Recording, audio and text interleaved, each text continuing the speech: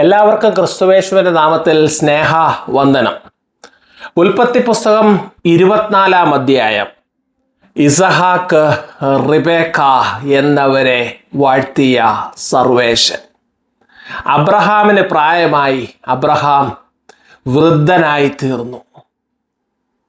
Sara ഏതാനും വർഷങ്ങൾക്ക് മുമ്പ് മരിച്ചുപോയി. സാറ മരിച്ചിട്ട് 3 വർഷം കഴിഞ്ഞു. സാറ മരിക്കുമ്പോൾ അബ്രഹാമിന് 137 വയസ്സ്, ഇപ്പോൾ അബ്രഹാമിന് 140 വയസ്സ്. എന്നാൽ അബ്രഹാം പിന്നെയും 35 വർഷം കൂടെ ജീവിച്ചിരിക്കും. 175 വയസ്സ് വരെയാണ് അബ്രഹാം ജീവിച്ചിരിക്കുന്നത്. അപ്പോൾ മകനായ ഇസഹാക്കിന് 40 വയസ്സാവുകയാണിപ്പോൾ. വിവാഹത്തിനുള്ള സമയമായി. ഒരു വിശ്വാസികളുടെ പിതാവെന്ന് പിന്നീട് ചരിത്രം ആഘോഷിക്കുന്ന അല്ലെ വിശേഷിപ്പിക്കുന്ന അബ്രഹാമിൻ്റെ ഭവനത്തിലേക്ക് വിശ്വാസികളുടെ മാതാവ്, അല്ലെ ജാതികളുടെ മാതാവ്, ജനതകളുടെ മാതാവ്, അല്ലെങ്കിൽ പ്രിൻസസ് എന്നർത്ഥമുള്ള സാറ എന്ന മാതാവിന് പകരമായിട്ട് ഇതാ ഒരു സ്ത്രീ വരുന്നു. അതൊരു സാധാരണ യുവതിയോ സ്ത്രീയോ ഒന്നും ആയാൽ പോരാ എന്നുള്ളത് കാലത്തിൻ്റെ കാവ്യനീതിയാണ്.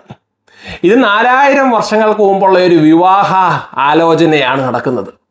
ഇതൊരു ലെങ്തി ചാപ്റ്ററാണ്. 67 വാക്യങ്ങളുണ്ട്. 4000 വർഷങ്ങൾക്ക് മുമ്പ് കനാൻ ദേശത്ത് നടന്ന ഒരു വിവാഹ ആലോചന ഇന്ന് 2026-ൽ തിരുവല്ലായിലോ അല്ലെങ്കിൽ കുവൈറ്റിലോ ഡൽഹിയിലോ ഒക്കെ നടക്കുന്ന ഒരു ക്രിസ്ത്യൻ വിവാഹ ആലോചനയുമായിട്ട് താരതമ്യം ചെയ്യുന്നതുകൊണ്ട് വലിയ അർത്ഥമൊന്നുമില്ല. അതിൻ്റെ ഒത്തിരി എക്സ്റ്റേണൽ കാര്യങ്ങൾ മാറിയിട്ടുണ്ട്. എങ്കിലും ആശയപരമായി, ദർശനപരമായി, സ്പിരിച്വാലിറ്റിയുടെ ഒരു ഡയമെൻഷനിൽ നിൽക്കുമ്പോൾ അതിനെ ഒന്ന് കമ്പയർ ചെയ്യുന്നത് ഉചിതമായിരിക്കും. 4000 വർഷങ്ങൾക്ക് മുമ്പ് മനുഷ്യൻ്റെ ഫാമിലി സിസ്റ്റം ഒക്കെ അതിൻ്റെ ഒരു ബിഗിനിങ് ആയതേ ഉള്ളൂ. സ്റ്റോൺ ഏജ് ഒക്കെ കഴിഞ്ഞ് മെറ്റൽ ഏജിൽ കൂടെ മാനവരാശി മുന്നോട്ട് പോയിക്കൊണ്ടിരിക്കുകയാണ്. നൊമാഡിക് ഫേസിൽ നിന്നും ഒരു സെമി സെറ്റിൽഡ് ലൈഫിലേക്ക് വരികയാണ്. അവിടെയാണ് ഫാമിലി എന്ന ഒരു ഇൻസ്റ്റിറ്റ്യൂഷൻ ആരംഭിക്കുന്നത്. എന്നാൽ ആ സമയത്ത് ഫാമിലി മൊണോഗമസ് ആയിരുന്നില്ല. ഒരു പുരുഷന് ഒരു സ്ത്രീ എന്നായിരുന്നില്ല. ഒരു പുരുഷന് പല സ്ത്രീകളുണ്ടായിരുന്നു. പോളിഗമി, പോളിജിനി എന്നൊക്കെ പറയും. പോളിയാൻഡ്രിയും ഉണ്ടായിരുന്നു. അവിടെ ഒരു ഹൗസ് ഹോൾഡ് യൂണിറ്റായിട്ടാണ് അവർ മുന്നോട്ട് പോയത്. 1-to-1 ന്യൂക്ലിയർ ഫാമിലി അല്ല. പിന്നീട് ഇസ്രായേൽ തന്നെ ആധുനിക കാലത്ത് ക്യൂബിറ്റ് സിസ്റ്റം ഒക്കെ വരുമ്പോൾ ഇതിൻ്റെ ഒരു അടിസ്ഥാനത്തിലാണ് കമ്മ്യൂണിറ്റി ഫാമിലി എന്നുള്ള ഒരു കൺസെപ്റ്റാണ്. അതുകൊണ്ട് ആ ഒരു ദർശനത്തിൽ നിന്നുകൊണ്ട് വേണം നമ്മൾ ഈ കാര്യങ്ങളെ വിശകലനം ചെയ്യുവാൻ. അബ്രഹാം തൻ്റെ കാര്യസ്ഥനെ വിളിക്കുകയാണ്. സ്റ്റുവാർഡാണ്, മൂപ്പനാണ്. ഒരു ദാസനല്ല, കേവലം ഒരു ദാസനല്ല, വീട്ടുകാര്യങ്ങളെല്ലാം ക്രമീകരിക്കുന്ന ഒരു വ്യക്തി. നമ്മുടെയൊക്കെ നാട്ടിലൊക്കെ ഒരു 50 അല്ലെ 100 വർഷങ്ങൾക്ക് മുമ്പൊക്കെ എല്ലാ തറവാട്ടിലും ഒരു കാര്യസ്ഥനുണ്ടായിരുന്നു. കാര്യസ്ഥൻ ഒരു വെറും ജോലിക്കാരനല്ല, വെറും ഒരു ദാസനൊന്നുമല്ല. അതിന് നല്ല എസ്റ്റീംഡ്, പ്രിവിലേജ്ഡ് പൊസിഷൻ ഉണ്ടായിരുന്നു. അങ്ങനെ എലിയാസർ ആണ് എന്ന് ചരിത്രപരമായി പറയുന്നുണ്ട്. എന്നാൽ ഈ അധ്യായത്തിൽ എലിയാസർ എന്നുള്ള വാക്ക് ഉപയോഗിച്ചിട്ടേ ഇല്ല. എലിയാസറാണെന്ന് നമുക്ക് അനുമാനിച്ച് തന്നെ മുന്നോട്ട് പോകാം. അതുകൊണ്ട് അബ്രഹാമിൻ്റെ കാര്യവിചാരകൻ എലിയാസറിനോട് പറയുന്നുണ്ട്, നീ ഒരു പ്ലഡ്ജ് എടുക്കണം.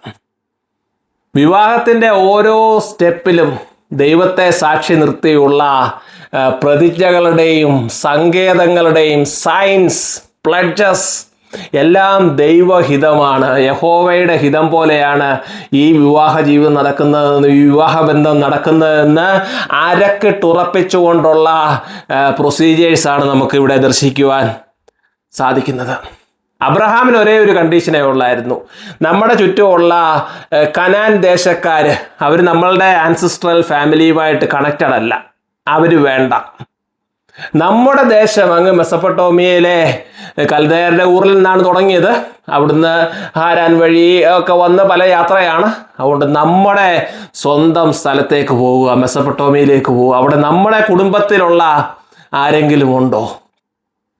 ഞാനിത് ഒത്തിരി നേരം ഇരുന്ന് ആലോചിച്ചപ്പോൾ ഒരു നല്ല കമ്പാരിസൺ കിട്ടി. ഇപ്പോൾ അമേരിക്കയെ സെറ്റിൽഡ് ആയിരിക്കുന്ന ഒരു കേരളത്തിൽ നിന്നും പോയ ഒരു ക്രിസ്ത്യൻ ഫാമിലി ഇപ്പോൾ വിവാഹം മകന് വേണ്ടി ആലോചിക്കുമ്പോൾ 2 പോസിബിലിറ്റി ഉണ്ട്. ഒന്ന് born and brought up in America, American citizen കൊടുക്കാം.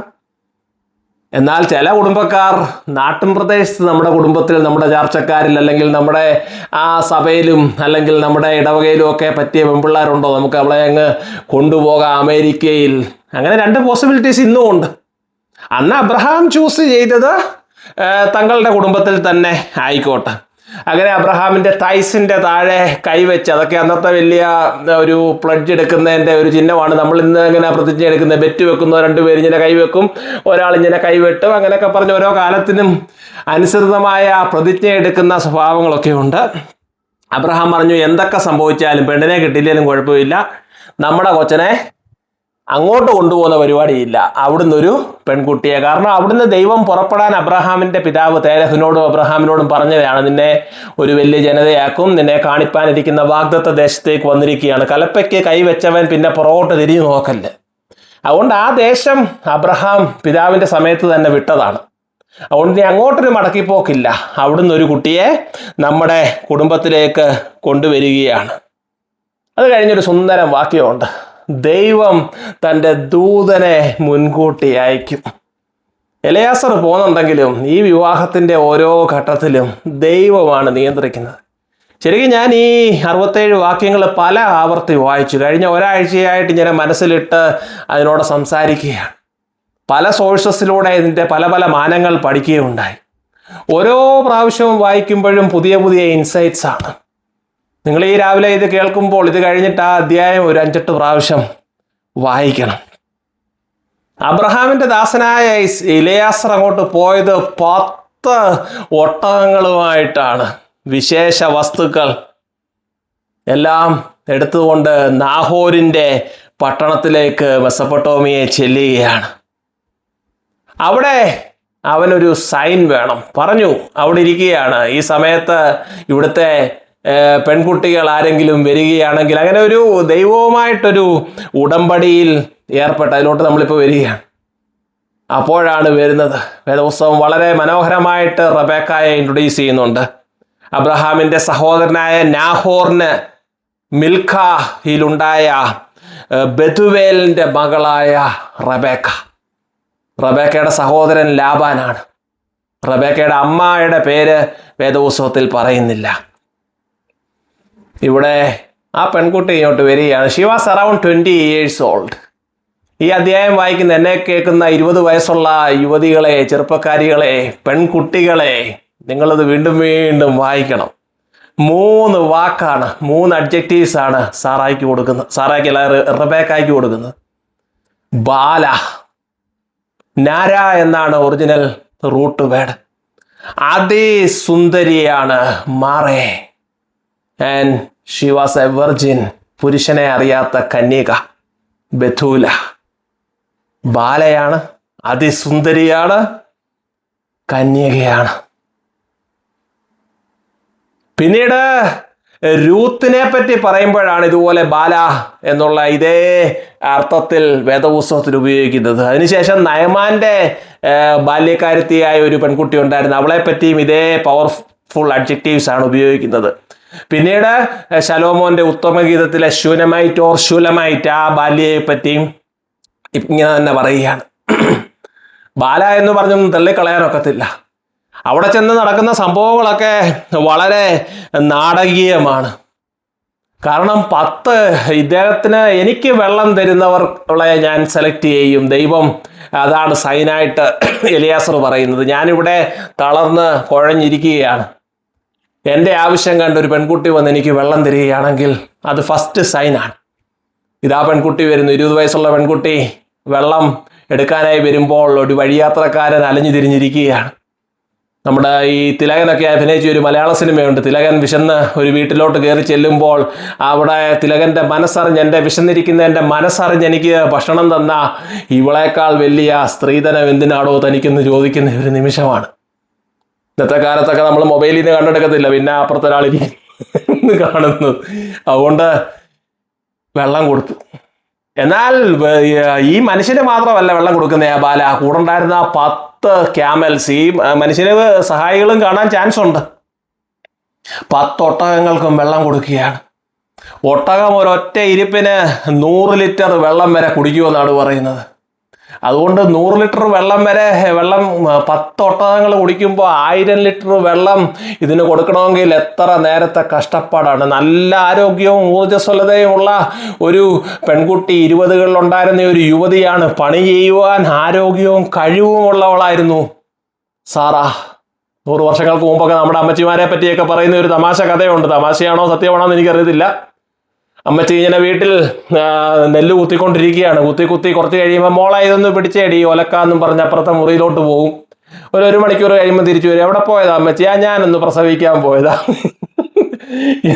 ആ കാലത്തെ നമ്മുടെ അമ്മമാരുടെ കാര്യപ്രാപ്തി, ശാരീരിക ക്ഷമത, 13 മക്കളെ വളർത്തി അവരെല്ലാം ലോകം മൊത്തത്തിന്റെ പല ഭാഗങ്ങളിലായിരിക്കുന്ന ഒരമ്മച്ചിയെ ഞാൻ കണ്ടിട്ടുണ്ട് വർഷങ്ങൾക്ക് മുമ്പ്.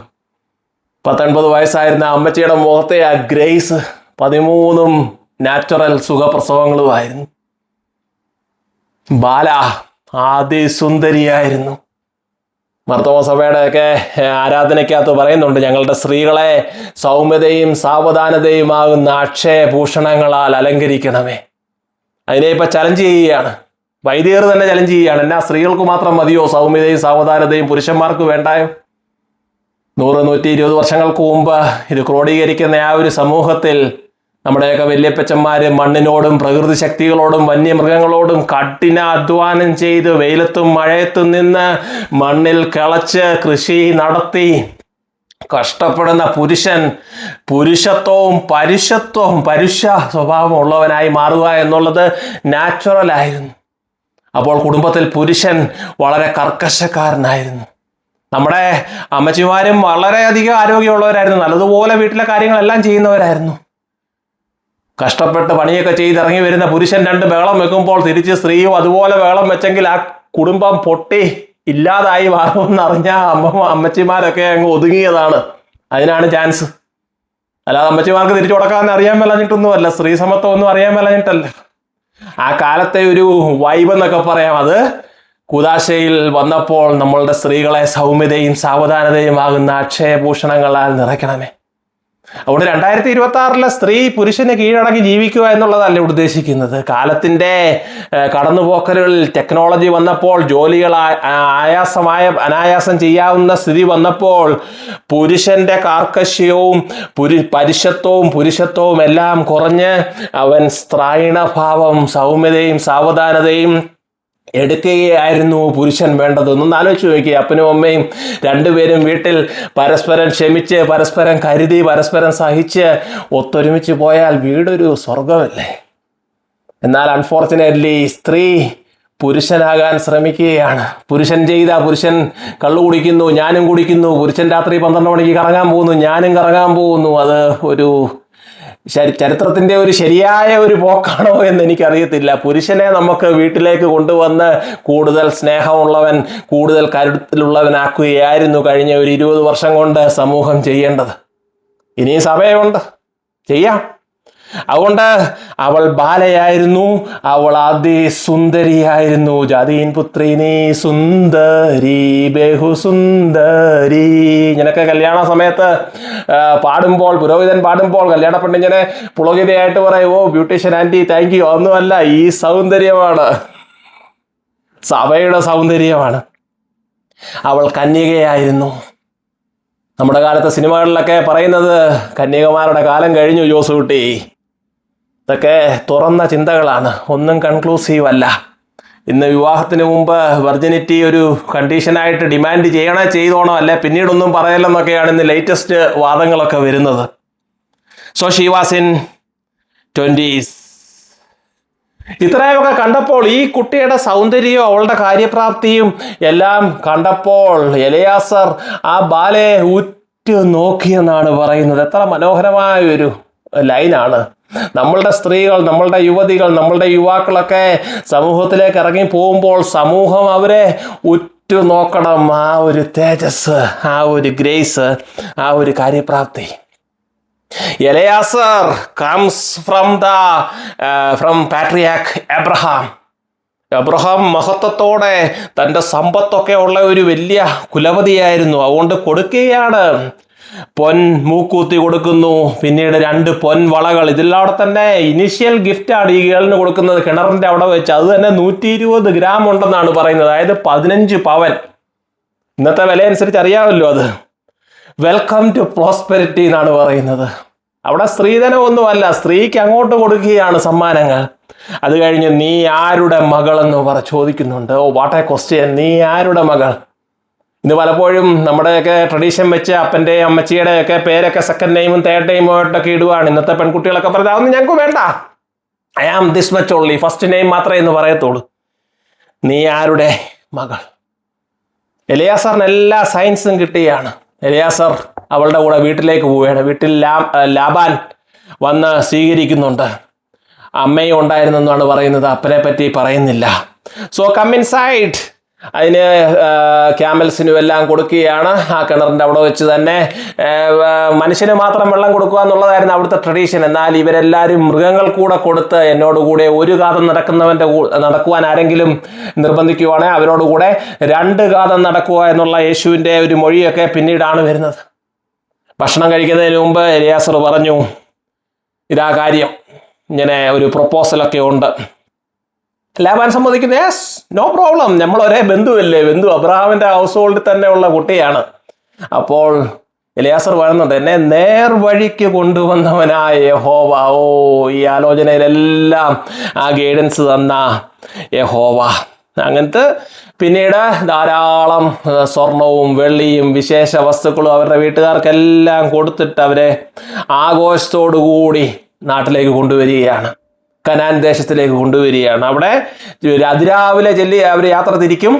കിലോമീറ്ററുകൾ ദിവസങ്ങളൊക്കെ യാത്ര ചെയ്ത് വരുമ്പോൾ ഇതാ ഇസഹാക്ക് ഓപ്പൺ പ്ലേസിൽ നിൽക്കുകയാണ്. 40 വയസ്സുള്ള സുന്ദരനായ ഒരു യുവാവ്. അവൻ മെഡിറ്റേറ്റ് ചെയ്യുകയാണ്. ഓ മൈ ഡിയർ ഫ്രണ്ട്സ്, എൻ്റെ വിവാഹം കഴിക്കുവാനായി ഒരുങ്ങിയിരിക്കുന്ന കുഞ്ഞനിയന്മാരെ, നിങ്ങൾ അതിരാവിലെ ഇരുന്ന് മെഡിറ്റേറ്റ് ചെയ്യുന്നുണ്ടോ? ഈ പെൺകുട്ടി ഇത് കാണുന്നുണ്ട്. ഇവള് ചോദിക്കുന്നത്, ആരാണ് ഈ പുരുഷൻ? ഓ, ഇതാണ് എൻ്റെ യജമാനൻ.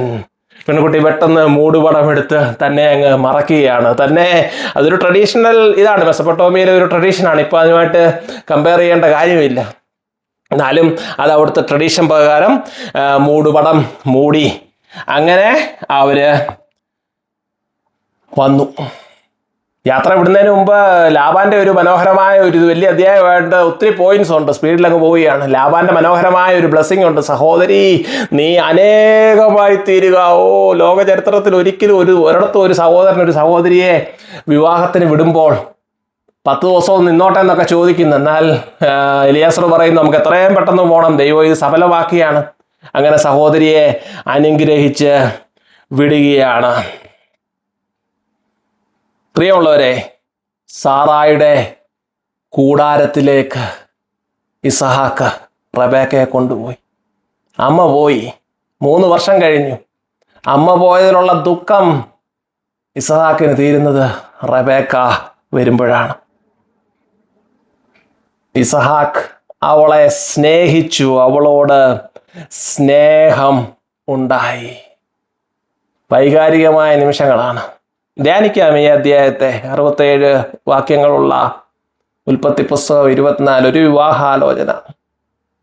ദൈവം കൂട്ടിച്ചേർത്തതിനെ മനുഷ്യൻ വേർതിരിക്കരുത്. നമ്മുടെ കാലത്തിലെ വിവാഹമോചനങ്ങൾ വരുമ്പോൾ ഇതൊരു മാർഗദർശനമാണ്. എത്രയെല്ലാം കാര്യങ്ങളാണ്. എൻ്റെ അതേ വേവ് ലെങ്ത് ചിന്തിക്കുന്ന നമ്മുടെ ഫാമിലി ബാക്ക്ഗ്രൗണ്ട്, അതിനൊന്നും ഒരു തെറ്റുമില്ല പ്രിയമുള്ളവരെ. നമ്മൾ വിവാഹം എന്ന് പറഞ്ഞാൽ ഒരു എന്തുവാ പറയുന്നത്, ആക്ടിവിസം ഒന്നുമല്ല വിവാഹം. 2 കുടുംബങ്ങൾ തമ്മിൽ ഉള്ള ഒരു ബന്ധം. അതാണ് അറേഞ്ച്ഡ് മാരേജിൻ്റെ ബ്യൂട്ടി എന്ന് പറയുന്നത്. നമ്മുടെ വല്യമ്മച്ചിമാരും എല്ലാം ഇതുവരെ കാണാത്ത ഒരു മനുഷ്യനെ പലരും കല്യാണത്തിന് അന്നൊക്കെയാണ് കണ്ടേക്കുന്നത്. ഒരു കുഴപ്പവും ഉണ്ടായിട്ടില്ല. അവർക്ക് അനേകം മക്കൾ ഉണ്ടായിട്ടുണ്ട്. അവരുടെ കൊച്ചുമക്കൾക്കൊക്കെയാണ് നമ്മൾ ലോകം മൊത്തം. എന്തെങ്കിലും പ്രശ്നം ഉണ്ടായിട്ടുണ്ടോ? ഇതൊക്കെ തെറ്റാന്നെങ്ങനെയാണ് പറയാൻ നോക്കുന്നത്? അവർ വന്ന വീട്, അവരുടെ സ്വന്തം വീട് ഉപേക്ഷിച്ച് വേറൊരു വീട്ടിലേക്ക് വന്നിരിക്കുകയാണ്. പക്ഷേ ആ വീട് അവരുടെ സ്വന്തമായില്ലേ? ഏതെങ്കിലും വല്യമ്മച്ചി 90ാമത്തെ വയസ്സിൽ കരഞ്ഞിട്ടുണ്ടോ? എൻ്റെ വീടിനെ കളഞ്ഞിട്ട് ഞാനിവിടെ വന്ന് ഞാൻ അടിമയാന്ന് ഏതെങ്കിലും വല്യമ്മച്ചി കരയുന്ന കേട്ടിട്ടുണ്ടോ? അമ്മച്ചി പിന്നെ ഒരു ഹോം മേക്കർ ആവുകയാണ്. അതുകൊണ്ട് സാറാ ബാലയായിരുന്നു, അതിസുന്ദരിയായിരുന്നു, പുരുഷൻ തൊടാത്ത കന്യകയായിരുന്നു. റബേക്ക സാറായ്ക്ക് സബ്സ്റ്റിറ്റ്യൂട്ടാണ്. സാറാ പോകുമ്പോൾ ആർക്കും പകരക്കാരിയാവില്ലേ പോലും. സാറാ പോയ വീട്ടിലേക്ക് റബേക്ക വരികയാണ്. സൗമ്യതയും സാവധാനതയുമാകുന്ന അക്ഷയഭൂഷണങ്ങൾ. എലയാസർ പറയുന്നു, എൻ്റെ യാത്ര സഫലമായി, യഹോവ എൻ്റെ യാത്ര സഫലമായി.